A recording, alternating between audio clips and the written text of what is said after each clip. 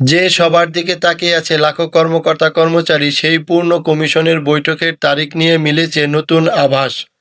কাল না পরশু এই 2 দিনের মধ্যে চূড়ান্ত হতে পারে গুরুত্বপূর্ণ সভার দিন। এই সভাতেই কি ঠিক হবে গ্রেড কমবে নাকি বাড়বে? চলুন জেনে নেই সর্বশেষ আপডেট। এই ধরনের সরকারি সিদ্ধান্ত, পে স্কেল ও ভাতা সংক্রান্ত আপডেট সবার আগে পেতে আমাদের চ্যানেলটি এখনই সাবস্ক্রাইব করে রাখুন। নবম জাতীয় পে স্কেল নিয়ে স্থগিত হওয়া পূর্ণ কমিশনের সবার নতুন তারিখ আগামীকাল সোমবার অথবা আগামী মঙ্গলবার চূড়ান্ত হতে পারে। তবে এখনও আনুষ্ঠানিকভাবে সবার নির্দিষ্ট দিন ঘোষণা করা হয়নি। রবিবার পে কমিশনের একটি দায়িত্বশীল সূত্র জানায়, কমিশনের চেয়ারম্যান জাকির আহমেদ খান সহ অন্যান্য সদস্যদের সঙ্গে আলোচনার পর স্থগিত হওয়া পূর্ণ কমিশনের সবার সময়সূচি চূড়ান্ত করা হবে। সূত্রের ভাষ্য অনুযায়ী আগামী সপ্তাহেই সভা অনুষ্ঠিত হওয়ার সম্ভাবনা সবচেয়ে বেশি।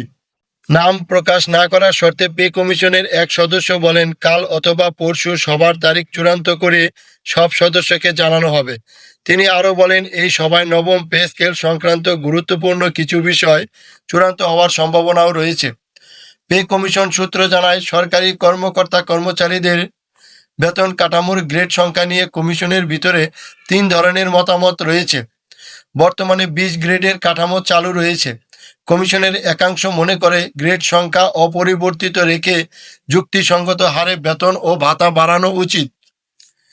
অন্যদিকে কমিশনের আরেকটি অংশের জোরালো মত হচ্ছে গ্রেড সংখ্যা 20 থেকে 16তে করা।